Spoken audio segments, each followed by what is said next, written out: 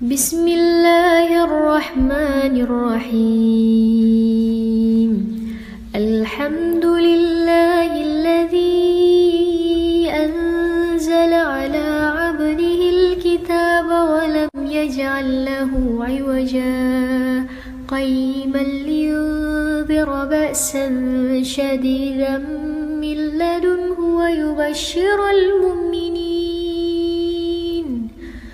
ويبشر المؤمنين الذين يعملون الصالحات أن لهم أجرا حسنا ماكثين فيه أبدا وينذر الذين قالوا اتخذ الله ولدا ما لهم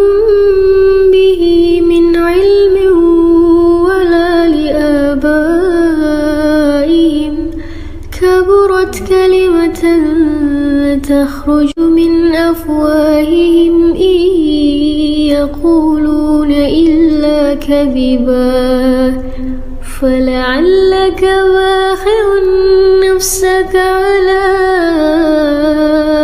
آثارهم إن لم يؤمنوا بهذا الحديث أسفا إنا جعلنا ما على الأرض زينة لها لنبلوهم أيهم أحسن عملا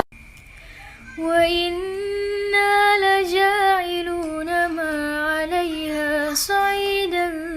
جرزا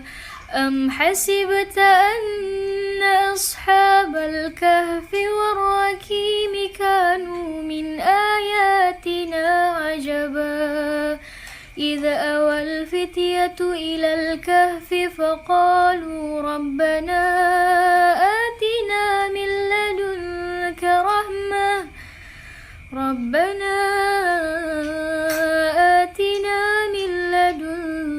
رحمة وهيئ لنا من أمرنا رشدا.